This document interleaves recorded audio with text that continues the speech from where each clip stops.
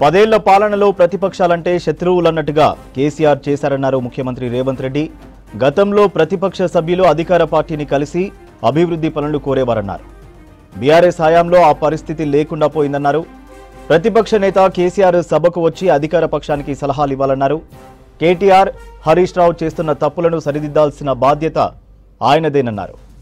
119 మంది ఎమ్మెల్యేలు కలిస్తేనే ప్రభుత్వం అన్నారు సీఎం. ఇందిరమ్మ ఇళ్ల యాప్ను లాంచింగ్ కార్యక్రమంలో ఈ కామెంట్స్ చేశారు ముఖ్యమంత్రి.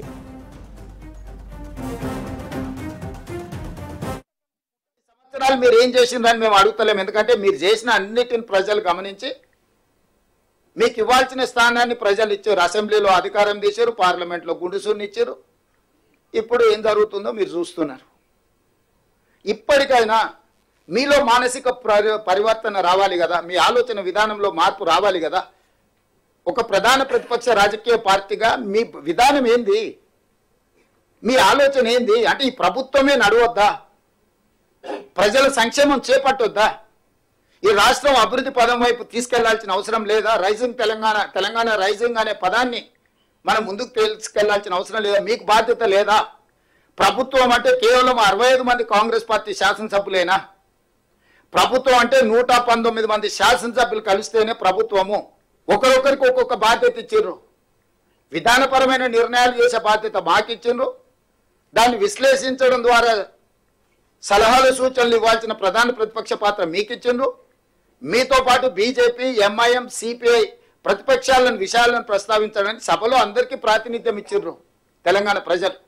ఆ ప్రతిపక్ష ప్రధాన నాయకుడిగా మీరు సభకే రారు. దీన్ని ఏ విధంగా చూడాలి, ఏ విధంగా అర్థం చేసుకోవాలి తెలంగాణ సమాజం? ఆ కుర్చీ ఖాళీగా ఉండడం తెలంగాణకు మంచిదా? ఇప్పుడు మీ అనుభవాన్ని, మీ చతురతను ఉపయోగించి పాలకపక్షాన్ని ఇరుకున పెట్టండి. చంద్రశేఖరరావు గారు మీరు వచ్చి ఇరుకున పెట్టడమే కాదు, సూచన చేయండి. మేమంతా యంగ్స్టర్స్. మీ రోజు ఉన్న మంత్రివర్గంలో తుమ్మల గారు, జూపల్లి గారు సీనియర్స్ ఉండొచ్చు, కానీ బట్టి గారైనా, నేనైనా, శ్రీనివాస్ రెడ్డి అయినా, పొన్నం గారైనా మిత్రుడు, మేము అప్కమింగ్ ప్రజాప్రతినిధులము. మాకు ఈరోజు ఒక గొప్ప అవకాశం వచ్చింది. మీకంటే సీనియర్ ఒకరిద్దరే మంత్రివర్గంలో ఉన్నారు, తుమ్మల నాగేశ్వరరావు గారు లాంటి వాళ్ళు. మీరు నిజంగానే మీ కేంద్ర మంత్రిగా, రాష్ట్ర మంత్రిగా, కేంద్ర మంత్రిగా, ముఖ్యమంత్రిగా, ఉద్యమకారుడుగా మీకు ఎంతో అనుభవం ఉందని మీరు చెప్తున్నారు కదా. అనుభవాన్ని ప్రజల కోసం ఉపయోగించండి. ప్రతిపక్ష బాధ్యత మీరు నెరవేర్చండి. పాలక పక్షానికి సూచన చేయండి. పాలక పక్షాన్ని ప్రశ్నించండి.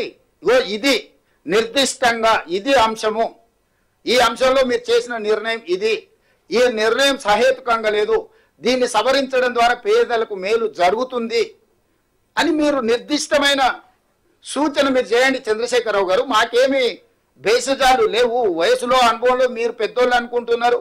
ఆ పెద్దరికాన్ని మీరు నిలబెట్టుకోండి అని మేము అంటున్నాము.